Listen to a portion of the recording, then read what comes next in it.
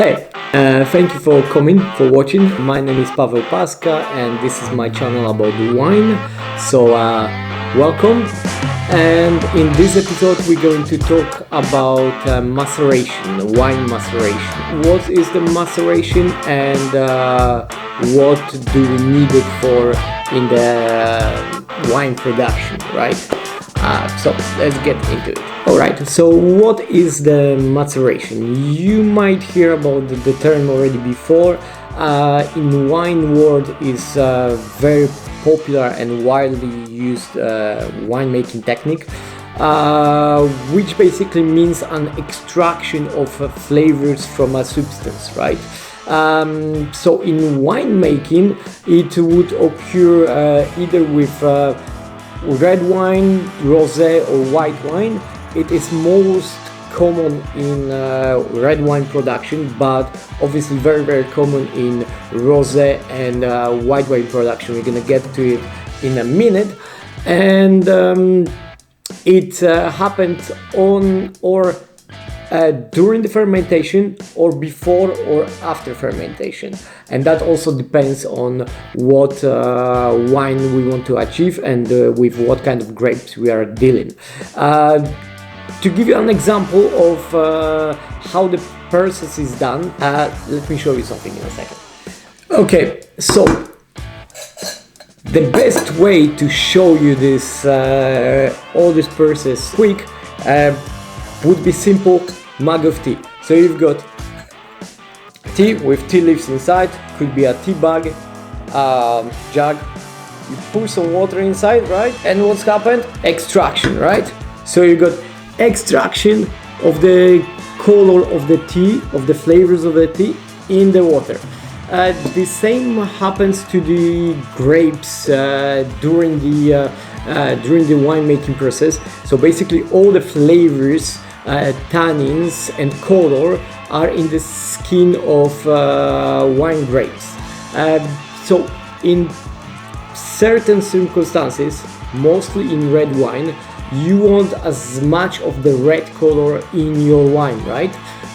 So then you would try to you would keep the juice from the grapes, right, in a contact with grape skin, and during the fermentation or before or after it would translate the flavors, the color and the tannins from the grape skin into the wine. The longer you keep the juice in the contact with the grape skin, more of the extraction you're going to achieve.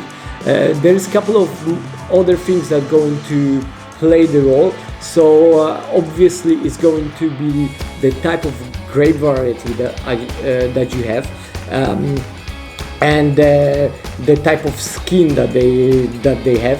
So if they have very thick, very red concentrated skin, then the color is, then you're gonna have more color in the wine. At the same time, you're going to receive more of tannins and different flavors, right? So in the red wine, it's very important to make good balance between the skin and the skin contact and the juice to make sure you got the right extraction. Also, you need to be careful because then if you're gonna have too many tannins, the wine is gonna be not pleasant, right? Another thing is the color. You want to extract as much. It depends on the style of the wine, obviously, that you want to do, but probably you want to extract as much of the color as you can from the grapes, right? So it's going to be kind of the same as the tea. So longer you keep it in the contact, stronger the color is going to be, stronger the flavor is going to be, stronger the tannin is going to be. This exactly the same happens with the tea. At the same time, very important is the role of the temperature. So higher temperature, more of the extraction of the tannins color is going to be in the wine as well. There's another thing that is going to help to extract the color of the skin and the flavors into the wine. Imagine this is your grape juice. You harvested the grapes, you crushed everything together, put in the tank to ferment, and obviously the skins are separated from the juice. So you got plenty of the juice, but you got plenty of the skins. During the fermentation, yeast produced CO2, right? So you got a lot of CO2 coming up. Because of the grape skins are a little bit bigger, and all the parts which are bigger are pushed by the CO2 up. So as you can see over here, you've got very big separation between clear juice and the CO2 and the rest of the skins, right? So what the winemaker would do, traditionally before, they would have a huge tank and a person who would come with huge stick and basically mix it together. So it's the same what would you do with your tea if you want to get more flavors and anything else. You would mix the top with the bottom, and then obviously you will get more of the extraction of the color, tannins and the flavors. Well, nowadays, because this process is quite dangerous, because the person who is going to be mixing the skins with the juice is going to be breathing clear, pure CO2, happens that they would be fainting, and they obviously there was some accident that the person would just fade to the huge tank of wine, and so that's quite dangerous. So nowadays what is commonly used is a technique that goes pump over. So basically there is a pump that takes all the juice from the bottom of the tank, and they just pump over the cup, the big part of the grape skins.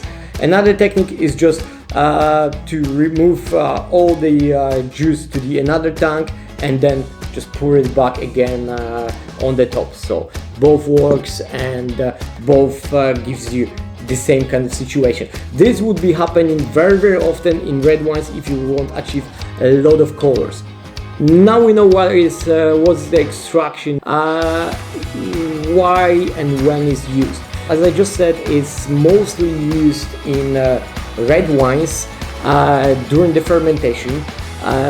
Another thing, if you want to extend the period after the fermentation, very often the wines stay with the grape skin, with the contact with the skin after the fermentation, and still maturate, still give the flavors, still give all the aromas that the winemaker want to have in the wine. Another common thing which is happening, it's also something that is called cold maturation. So basically it happened or before fermentation, that the grapes are in contact with the skin before they start to ferment, or during the fermentation, but the tanks are thermoregulated, so the temperature is lower down to a minimum to temperature that still allows to proceed the fermentation, but the cold temperature extracts different flavors and prolongs the maturation, right? This happened mostly in red wines, but also very important process in rosés. So this is how you get your color in rosé wine. There is no red and white wine mixed together. Happen only in Champagne. Basically what's happening if you want to do rosé wine, you take red grape variety, squeeze out all the juice and keep just enough in the contact with the skin to achieve the color of the rosé that you want and the flavors and the particular flavors that you want to achieve. So for the very pale salmon rosés, very light color, almost white wines, the contact with the skin would be for a couple of hours, maybe a day. And for the deep, almost red, very powerful, very very reddish roses, the contact of this with the skin is going to be obviously much longer than for the pale ones. So that would differentiate the roses. In the white winemaking, it's almost not used. The only times that the process is used is mostly with aromatic grape varieties like Sauvignon Blanc, to just add a little bit of the aromas in it. But the grapes are straight away taken, the skins are just a couple of hours and they take them away straight away. Or with varieties like Semillon, to just add a little bit more texture, add a little bit more body into a little bit of core into the grapes, into the finished wine. So that would be the two main situations that the winemaker would use for white winemaking. So I hope that was helpful. If yes, please comment or like or subscribe or share. If you have anything to add, please let me know. I will be more than happy, still learning about the channel and how it works, everything. So if there's anything that I could change or add or explain better, please let me know. And drink wine, enjoy, and have a nice day. Ciao.